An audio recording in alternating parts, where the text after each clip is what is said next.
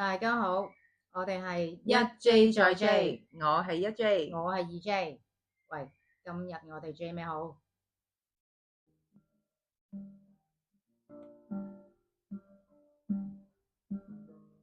Hello，大家好啊！大家好，二 J 第3集咯喎。不過唔知大家有冇玩到我哋上一集個 test 咧？喂，我 friend 玩咗喎，係佢玩完之後咧，咁佢就講啦，話喂，不如你可以下一集講下我單 case 啊，即係俾大家聽下，睇下大家又有啲咩睇法咁樣。咁今集講咯。好啊好啊。咁就咁嘅，我 friend 就都好多年噶啦，其實佢就離咗婚嘅，咁佢純粹係講翻點解當時離婚係發生咗啲咩事咧？因為佢從來之前都冇同我交代過嘅，冇提過嘅。咁佢就係玩完我哋個 test 之後，自己諗一諗，咦，會唔會其實我嗰單嘢係咪就係等於情緒勒索咁樣啦？咁冇嘢嘅，咁佢放低晒噶啦，而家好 OK 啊，因為已經太耐啦呢壇嘢。咁好啦，咁佢就嗰陣時啦，就同老婆結咗婚，咁大家係相處得好好嘅，都溝通得好好嘅。咁老公嗰方面你知噶啦，兩個結咗婚都其實都唔係真係結婚就等於兩個人嘅事噶嘛。咁對方嘅屋企人啊嗰啲都好大一個問題嚟噶嘛。咁但係老公嗰邊屋企人咧對老婆好好嘅，即係都真係當自己人咁樣噶啦。咁大家即係錫佢嘅，即係冇話有婆媳關係嗰啲，冇即係嘅冇嘅冇嘅，糾紛啊嗰啲，完全直頭係當屋企人噶啦。咁就跟住大家都相安無事啦，大家相處得好好啦。咁佢哋結咗婚大約年零啦，咁突然間老公就發現點解老婆好似唔係咁開心，咁點樣唔係咁開心啊？會成日阿老公偷睇到佢會夜晚可能唔臨瞓咁樣，跟住阿老公入房嘅，咦，點解喊嘅咁樣嗰啲啦？即係個老婆自己匿喺房度喊。係啦，即係偷偷地哭泣咁樣啦。咁老公見到呢啲場面，咁梗係喂咩事啊？咁樣咁問噶啦。咁阿老婆就即刻即係好似俾人哋發現咗咁樣，咁即刻抹一抹眼淚咁樣，跟住之後冇事啊冇事啊咁樣嗰啲瞓啦咁樣，即係但係唔會話之前係鬧完交嗰啲，即係冇特別嘢發生過嘅，如常地生活。咁發生咗呢啲咁嘅情況咧，都好幾次。咁阿老公，但係咁都係問佢咯，都係問老婆咩事？咁老婆永遠都係話冇事冇事咁樣啦。咁 keep 住咁一路都係咁樣啦，如常生活啦。咁直至到有一日，咁阿老婆就都真係兜口兜面同老公喊噶啦，即係臨瞓咁樣啦。咁阿老公話做咩啊咁樣？跟住咁阿老婆自己就講啦，即係講翻發生咩事，咁就話原來自己之前去咗睇醫生，就睇心理醫生，咁就原來就話佢有情緒病。咁阿老公就問吓，你冇同我講嘅咁樣嗰啲啦，跟住咁阿老婆就繼續講啦，就話咁個醫生就係話我話翻，即係話翻俾阿醫生知點解我呢排咁樣咁唔開心，點，咁成日都會好想喊啊嘛咧。咁阿醫生經過自己專業分析啦，咁跟住就同老婆講，就係話應該係關事你自己本身原生家庭啊，即係老婆嘅原生家庭，咁係破碎啦，即係總之同屋企人關係唔好嗰啲嚟嘅。咁然之後跟住話點解會令到佢其實明明好好嘅喎，即係老公又好，咁老公屋企人嗰邊又好，對佢完全好好咁樣啦。咁點解都會係咁唔開心咁？醫生就係同佢講話，就係因為本身你自己屋企嗰個關係同屋企人啲關係咁差，咁但係嗰個反差咪太大。咁原來係有樣咁嘅嘢，係話其實老婆個重點係接受唔到佢屋企人同埋佢對佢太好咯。呢個係原因咯。所以就令到佢唔開心。係啊，即係咪類似感懷身世？即係點解親生嘅就對我咁樣？有啊，阿老公都有提呢一樣嘢。咁總之老婆就係話，就係同阿老公講話我接受唔到你同你屋企人對我太好啊，呢一句説話咯。咁嗰刻阿老公啦就都呆咗嘅，即係都企喺度唔知講咩好啊！即係咁，我係要點啊？即係唔知可以講咩嘅，真係佢都話自己靜咗嘅，同埋咁佢已經講咗話我係有情緒病嘅。其實而家咁你會夠唔夠薑？你會講啲乜嘢？你唔會啦，係咪？即係仲要個情緒病係因為你屋企人對我太好。係啊，如果你話係因為你對我太衰，你屋企人都對我好衰咁樣，咁可能個老公都可以即刻跪。真係對唔住啊，點啊，我之後會對你好啊，你都仲可以做呢啲嘢啊。但係而家個問題係你太好啊，你哋咁你點搞？你哋真係冇得講。咁你點搞？仲要好到係令我有情緒病，你又真係係啊，又真係唉。你不過又真係嘅，我又相信有呢啲嘢嘅，因為可能真係哇，點解即係一路喺度諗點解我自己咁多年都從來冇得到呢啲家庭溫暖，但喺第二個屋企，即係睇下你個人點睇咯。即係原來係太好，我都承受唔到啊。太好嘅嘢我都承受唔到，可能會係覺得我唔配有咁好嘅對待，咁樣啦。細嗰啲 trauma 係啊，anyway 啦，個心入邊係咯，係啦 ，anyway 啦，咁跟住總之咁都嘗試過係當冇嘢如常咁生活過嘅，咁佢哋繼續，但係到嗰次講完之後，又繼續嘗試一齊過嘅，係啦，都繼續當冇事咁樣嘅，咁但係都冇咁 care 啊。但係你呢啲係自然噶喎，咁你想你唔通咁我點啊？我即刻，既然佢覺得我對佢咁好，我即刻出面揾個第二個女人先，咁啊唔通？你唔會噶嘛？第一時間就少啲見自己媽咪先咯，即係等佢少啲見自己個媽咪，即係冇咁諗翻自己屋企先。咁即係咁樣好啲嘅，起碼佢唔會再即係嗰個感情唔會再加深，即係少啲見，即係自己去見媽咪就唔使帶埋老婆去，係咪？都有少咗嘅，唔係都有少咗嘅，咁總之啦，到最尾都係發現，因為阿老婆嗰個即係每一日你見到佢，你其實都知道佢唔開心。咁阿老公咁佢哋唔係大家，唔係話唔中意大家，唔係唔愛大家，但係咁我見到你日日都係唔開心，咁而我你話咗俾我知個原因係啲咩嘅時候，咁我係咪逼你咧？我咪要再每一日都見住你咁樣，我哋咁樣夾硬一齊去生活咧？咁總之到最尾大家傾好晒，咁都係選擇和平地離婚，完咗呢個關係咯。咁最終啦，咁阿老公就話即係冇小朋友嘅，冇嘅。咁都好啲。咁最終啦，咁佢哋搞掂晒離婚嗰啲嘢啦，咁阿老婆搬走啦，咁啦，咁阿老公又有繼續再都有 follow 翻佢啲 social media 咁樣嘅嘢嘅，咁就係即係好似當普通朋友，即係有咁但係都會咩噶啦，自己都會就住噶啦，即係唔好仲好 care 佢，你今日點啊？食咗飯未啊？呢啲冇噶啦，唔敢噶啦。咁但係就不出一個月之內，咁就發現阿老婆出 post，原來同咗第二個男人一齊咯。係啊，咁所以呢個結局好反差，點講咧？咁所以就係普通人聽落去話，可能會遲啲，即係其實因為大家都好似愛大家，之後會唔會好翻喎？咁就一齊翻。一個月唔夠就見到咁樣都好香。係啊，咁我哋先唔好理人哋點解會即係咩事咁樣啦。咁但係阿老公咁就係玩完嗰個 test 之後，跟住就係突然間醒起呢一樣嘢，自己就回想翻。咁佢就係阿老公就問我：喂，其實我呢啲算唔算係俾人情緒勒索咗噶咁樣啦？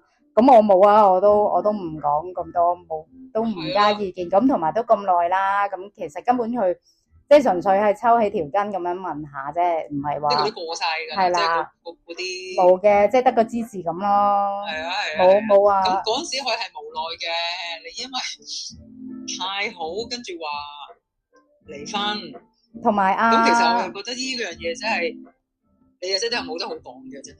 同埋阿老公，因為就係話即係嗰日就係講啦，就係話嗰陣時根本完全唔知有個叫做情緒勒索呢一個 term 啦。咁其實都係呢幾年咁樣，咁佢好耐之前嘅事嚟噶嘛，我根本都唔知有啲咁嘅嘢。咁我就係聽完，咦，我會唔會都係咧咁樣咯？咁就你share 下咯，唔好開名啊，咁樣即係俾人聽下，睇下會點咯。唔好理佢係咪情緒勒索啦。咁所以就不過我又覺得佢 OK 喎，即係你講嗰個 OK 嘅意思，你講邊個 OK 先？即係男子組都 OK 喎，咁起碼一個月後你見到咁樣，佢都冇話哇情緒崩潰晒咁喎，係咪先？唔係啊，你冇得崩潰嘅喎。咁本身前妻同你講話，我有情緒病啊。係。咁點啊？咁我太好，咁可能佢真係揾個啱佢，咁啊又好難講嘅。咁可能真係有啲嘢真係，可能嗰個你知有啲人真係太好，真係搞唔掂，不如揾個咩男人唔壞女人唔愛咁樣嗰啲咯，係咪？喂，但係即係唔係話冇可能，但係我估係少啲嘅，即係我接受唔到你對我太好啊，即係。唉，點講咧？講完出嚟都 feel guilty 啊！我自己即係我都覺得。咁有時原生家庭嘅嘢真係好影響一個人嘅，我只咁講。但係就係話，你又唔知，你又唔係佢老婆，即係老婆，我哋又唔知啦，係咪？但係就係如果個原因講咗出嚟係咁你冇得做啲乜嘢嘅喎，你冇得做啲乜嘢嘅喎，我冇可能係，我冇可能話。咁我之後對你差啲啦，咁樣我哋會唔會好啲啊？可以 keep 住行到落去，唔會噶嘛，係啊，咁唔會我日日鬧你一翻嚟，係咯，係咯，咁冇啊，真係你硬食啊，呢個咪叫係咯，硬食噶，你無奈接受咯，你唯有係啊，咁你本身仲要因了解而分開算唔算啊？咁不過咁佢哋嗰陣時係咩嘅？即係結咗婚先真係一齊住嘅，咁可能。一住到真正大家一齊相處嘅時候，可能就先感覺到，哇！原來真係即係太好喎！哇！原來我真係搞唔掂喎，咁樣咯。係咯，即係可能太有愛，都有時有啲人真係頂唔順噶。即係如果本身原生一組嘅人本身冇乜愛，你突然之間俾好多愛佢，都未必搞得掂嘅。不過呢啲好個人嘅呢啲嘢，真係唔係個個都咁嘅。咁如果我又想問下啦，即係咁樣講啊，呢個就太好啦，係咪？係。咁如果一個男人，即係當係啦，佢同你講，喂，對唔住啊，老婆，我咧原來真係太衝動啊，當初同你結婚，原來我真係仲未玩夠啊。嚇！我衰，我真係衰，我自己太衝動嗰陣時，我就係唔想再累你啦，我真係唔想再嘥你時間啦。趁住而家你仲青春咧，即係仲咁，我想你，不如我哋算啦，你起碼可以快啲出去揾翻個真心對你好嘅男人嚇，揾翻隻有腳嘅雀仔嘅男人。我真係原來我先知，唉，我真係搞唔掂，我真係個心原來仲好嘢，即係仲好心嘅，仲係好中意出去玩，我唔想累咗你老婆。咁不如我哋離婚啦，咁樣，咁倒翻轉咁樣嘅時候，又點咧？係咪？即係本身個老婆又知道佢，其實又知道佢中意玩嘅，其實忍緊佢噶啦。係。點知個老公真係無啦啦有一日真係講出嚟啦，揭牌，係，搞到你冇得退啦，咁你點啊？咁都冇噶喎，呢啲擺到明，呢啲又係擺到明係硬食噶。不過個 case 只不過係相反啫，呢一個係我太衰啫，而唔係你太好啊。係咯，但係我又諗喎，如果個女嘅嗱，因為我明知佢出去玩啊嘛，係咪？其實我都忍緊你噶啦嘛。係。咁點解我忍你係因為我唔想離婚啊嘛。係。咁如果個老公咁樣講嘅，我即係我係一個老婆，我同你講，老公唔緊要㗎，你出去玩啦，總之你知道呢度係你屋企，永遠都係你屋企，你識翻屋企就得㗎啦。咁又點咧 ？Sorry 咯，而家係個老公唔想啊嘛。我唔想，我連你想去委屈地承受呢樣嘢都唔需要啊！我唔想啊，直頭。即係你覺得個老婆唔應該再咁樣講？梗係唔應該。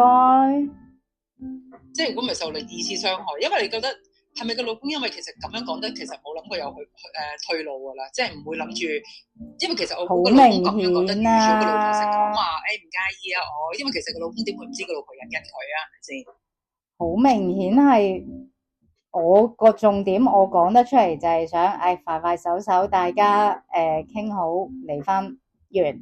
我出去玩，係俾翻我出去自由，係啦，隻冇腳嘅雀仔，係啦，咁啊嘛。同埋都唔好去都唔使諗佢係咪實質。我同你離完婚之後，我係咪依然繼續不停玩，唔同人玩，定抑或其實有個固定嘅玩，你都唔需要理啦。係啊。即係呢啲嘢好耐，即係同你嗰個 friend 個 case 又係咯，即係講出嚟嗰一個就係一個藉口又好，我話俾你，我要俾你知嘅呢一個原因就係咁咯。但係內裏個真相係點，你唔需要理㗎啦，你唔需要理。知真係，只有當事人自己知。係啦。但係聽過就只可以好無奈地接受。唔係可以點啫？如果你講你呢一個，我喂。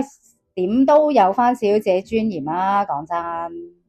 係，即係好似如果你嗰個 friend 啊，佢真係再掠。如果係我個 friend 嗰壇先真係企喺度，我真係乜嘢都冇，唔可以做。我連掠都冇得掠啊！如果我掠話唔好啊，我哋一定要一齊。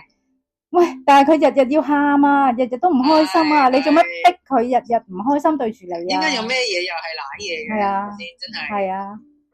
呢啲係，冇辦法，只可以無奈。緣分要咩冇嘅就冇啦，真係。緣同埋份咯。係啊，真係只可以默默地承受啊，真係。所以冇㗎。咁我又想講啊，所謂嘅唔好話所謂，即係你話情緒勒索啦，啲人好中意講就係咩係情緒勒索啊？喂，我係你阿媽嚟㗎，你唔係咁樣啊？我哋一家人嚟㗎。你咁樣對我咁樣啦，係咪？或者啲 friend 話唔係嘛？咁 friend，我今日生日唔係唔出嚟啊？嗰啲咧，即係呢啲人都當係情緒勒索噶嘛。如果而家有咗呢個 term 嘅話，就會係咁講咯。但係對於我嚟講，我其實從來都唔係好理呢一個 term 嘅，純粹我睇人哋點樣同我講嗰句説話，純粹係覺得嗰下。佢嗰個係睇佢嘅情緒，同埋再加埋我嘅情緒。當時佢係咩情況底下，突然間咁樣寫咗呢句説話出嚟。咁而嗰句説話有冇係觸碰到我啲乜嘢嘅？如果有嘅，或者就算冇嘅，但係我當時頂咧，我都着揦晒火。你喺度同我講咁多，你收聲啦！即係你乜嘢都唔會啱聽嘅。咁嗰啲我又唔會將佢，唔會諗到話呢樣嘢。喂，你情緒勒索緊我啊？冇咯，淨係心諗你唔好講啦，收聲啦，講咩啊？咁鳩啊，仲咁樣嗰啲啦，純粹咁樣咯。即係如果一句説話，喂唔係嘛，同你咁 friend 咁多年，唔係唔出嚟啊？咁樣即係同一句説話唔同人講，你都有唔同嘅反應啦。係啊，就係咁咯。如果俾我咧？即係你話啱啱我係你阿媽嚟㗎，一家人嚟㗎，唔係嘛？咁大家 friend，我今日唔係叫你唔出嚟啊，次次你叫親我都出嚟，今次我叫你又唔出嚟，呢啲咧我都係咁嘅，同你一樣嘅。其實我冇乜準，即係咩勒唔勒索我嘅。不過咧，我就最怕嗰啲人係我為咗你而去做呢啲嘢，跟住仲要我，其實我係冇叫過，然後咧。仲要我好感激佢啊 appreciate 佢，而我冇感激咧，或者我冇呈現我好多謝你幫我咁啊，或者幫助多謝你咁樣委屈自己去做呢啲嘢，為我去做呢啲嘢咧，要我去好似好感激流涕咁樣咧，被逼地咁咧，我就係真係幾討厭嘅，因為我係冇叫過你去做噶嘛。係啊，你自己以為你要去做，跟住你做完，你仲要我感激你，但係 which is 我可能覺得，喂，做咩做呢啲嘢啊？點解要咁做啊？做完我唔覺得點樣為咗我好噶喎，反而可能仲差咗喎。但係你仲要我去感激你啊？唔該你，跟住你仲好似一個聖人咁樣對我咧，我搞唔掂呢啲嘅，即係唔好當呢啲係情緒勒索，但係咁樣我真係搞唔掂嘅。即係被乜乜咯，你係被乜乜咯，被即係你被動咁啊，處於呢啲嘢，純粹係冇叫過，仲要好似我錯咁喎，即係你明唔明啊？我冇話 Peach 嚇一句唔該都唔講，或者喂你冇感激我㗎，喂我咁樣為咗你咁做嚇，喂你呢啲係咪可以？喂你要被感恩啊！你要去感恩人㗎呢啲嘢。我知啊，但係我不嬲都感恩好多嘢，但係你要記住有啲嘢係。我冇叫過嘛，咁同埋我有時覺得唔係做咗嘢下下都要人感恩嘅，係咪？即係你明唔明啊？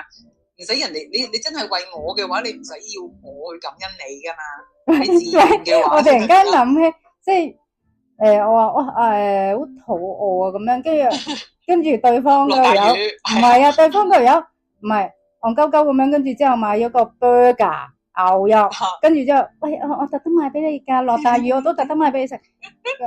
屌我唔想食牛喎，我要唔要感恩先？咁講下，梗係要咯，大佬，佢仲要濕住咁上嚟俾你喎，你明唔明啊？可能成身濕人嘅，跟住喂，連個紙袋都濕埋，跟住拎個 burger 出嚟俾你，唔係就係呢啲咁係其實強行地逼我要感恩你咯，咁咪。唔係，仲要係你，仲要嚇我唔食牛嘅喎，跟住佢仲要好唔開心咁嘅樣就係啊，跟住你仲要氹翻佢啊嘛，冇錯。但係唔係，我都明嘅，可能你一時整唔起，見到我肚餓，你又想諗緊你自己啊，中意食嗰樣嘢，你覺得最好嘅，你就想買俾我，你冇諗起，咦佢唔食牛嘅喎。係啊，即係如果買埋嗰啲咧，100幾200蚊一個 burger 嗰啲啊，仲要嗰種啊。即係出發點係好嘅，但係奈何你明唔明啊？我真係唔食牛，剛至講咗呢一句，好似我係罪人咁樣啦。你明唔明啊？我係啊，淋到濕晒紙袋都濕埋，唔係嘛？你講句咁嘅嘢，唔係講句多謝咁樣咯。係。咁佢又冇錯嘅。但係呢啲嘢咁點啊？我唔可以夾硬，因為你買咗嚟，我要食噶嘛。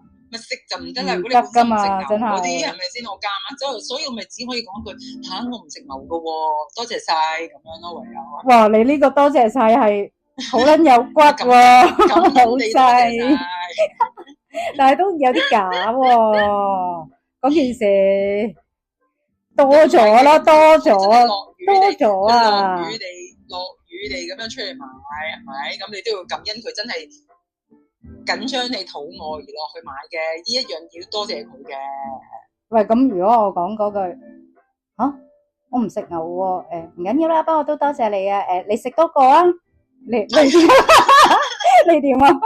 你點啊？咁樣咯，咁咪又係咁樣啦，係咪啊？咁唔係點啊？我冇可能，又唔可以夾硬食，跟住唔通你話，其實我飽咗啦，咁啊，唔食啦，我飽咗啦，咁啊。你嗰頭喺度嗌肚餓，我飽咗啊！咁你咪喂，咁你食埋佢啊？咁噶啦，即係氣都要交，但唔能過分咯。係，我嗰啲係呢啲我都接受到啊，因為佢真係無心之失，佢個心係諗緊佢最好嘅俾我嘛。我係講緊有啲係真係逼你去做佢嗰套，跟住仲要話佢為你好咁嗰啲啊，真係好難頂啊！即係你同佢嘅可能尤其。大家根本其實本身個價值觀都唔同，點解你覺得好嘅嘢，我要覺得好咧？係啊，你唔可以咁樣套落人哋度用咯。係啦，嗱倒翻轉頭，如果佢買唔係啊好啊食牛啦，即係佢仲要逼你話唔係啊牛補血啊。喂，即係交到有得打，如果咁樣，但係呢啲就搞唔掂啦，你明唔明啊？係啊。即係呢啲我又唔得，即係好怕嗰啲真係我為你好啫嗰啲啊！即係我為你好呢幾句説話，我係好怕嘅，真係。即係呢個係你嘅致命點嚟嘅，係啊死穴，即係唔好理佢爛唔爛錯，因為我為你好，你又點知咩係為我好咧？其實你又唔係我，係啊，你又冇問我，你明唔明啊？你問咗我，咁我都 OK 啊。如果你問咗我，但係你冇問我，跟住你就話我為你好咋，係嘛？咁所以大我你行呢條家路啦，我為你好啊，你唔好做嗰樣啦，你唔好學嗰樣嘢啦，你學依樣啦，我為你好啊，第時你就感激我噶啦，你就知道自己點樣行錯噶啦。咁就係我係真係最怕咯。大家就係最好，即係其實係多於一個人或以上，大家都要坦白啲講翻自己係想點啊，即係又去企翻喺人哋立場諗翻啊，點，大家溝通清楚係最緊要咯。即係唔好我又咁估，唔可以我又咁估，同埋嗰啲人咪好中意講話我覺得嘅，即係淨係你覺得啊嘛，我唔覺得咯，但係 sorry 咁樣。我覺得你會中意啊，跟住原來我真係唔中意嘅時候，點解唔中意啊？我行咗幾間鋪先買到喎，咁嗰啲真係啊，呢啲真係大鑊啊！係啊，大佬係你覺得我中意啫喎。係啊，即係呢啲又係，即係有時好多時咧，可能自己都不自覺嘅，我自己都可能會有咁樣做過嘅，但係就不斷要提醒下自己咯。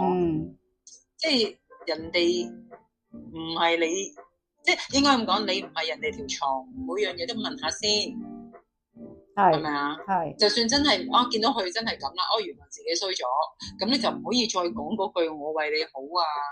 即係尤其是咧，好多父母啊，我想講係成日都係我為你好，好似自己我食鹽多過你食米啊！呢啲其實都好常見嘅，係咪啊？即係呢啲而家世代，我成日覺得咁人哋細路啲AI 啊，玩電腦嗰啲叻過你，咁都可以同你邊個食鹽多過你食米咧？係咪？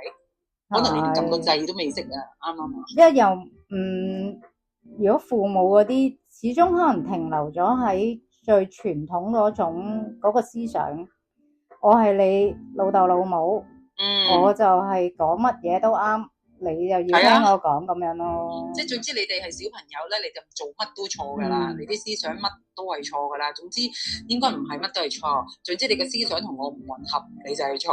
係，同埋因為我係大人，同埋好多係嗰啲自己父母細個嘅時候想做嗰樣嘢做唔到，跟住咪你做咯。係啊，呢啲又係咯，即係完成咗我嘅夢想啊！係啊，你幫我完成唔該咁。你幫我完成，即係咧，我成日有時我諗，其實你哋諗下，你生佢出嚟嗰陣時，你係諗住佢係，你係想佢點嘅？你係想去生佢出嚟幫你完成你嘅夢想？係咪啊？生佢嗰陣時，即係你生佢嗰陣時，原來你生嗰陣時，你已經諗住我要生個人出嚟完成我夢想噶啦，或者我生佢出嚟要指揮佢啊，定係你想去開開心心咁生活咧？嗬？唔係咁又咁，其實就真係睇人嘅。咁有啲人可能覺得，喂幾好喎，你乜嘢都幫我安排晒，我唔使煩，係咪先？有呢啲咁樣人咯。咁所以情緒勒索都真係。唔同人唔同睇法啦，總之就係咯。as long as 我覺得你 feel good 咪得咯。係啊，即係如果但係當你覺得威脅到你咯，或者你其實好委屈，其實好唔舒服嘅時候，都可以溝通下嘅。即係我覺得又唔使發爛地溝通，可以開心見誠咁溝通下咯，係咪啊？係啊，唔使委屈自己去接受咯。咁頭先我哋講嗰兩個case 啊，都係 share 下咁樣，即係一個少少分享咯，純粹咁冇話界唔界定到佢係咪包含咗呢個情緒勒索嘅成分，冇嘅。咁始終再加埋人哋本身點樣相處、點樣溝通，係人哋先知噶嘛，呢啲嘢。係咯，係咯，總之都係嗰句啊，自己開心，自己 feel good，唔好理佢係咪勒索啊，講真。啱啊，啱啊。係咯，咁我哋今日就咁先啦。咁我哋睇下下次我哋再追啲咩啦。好啊，好啦，拜拜。OK，拜拜。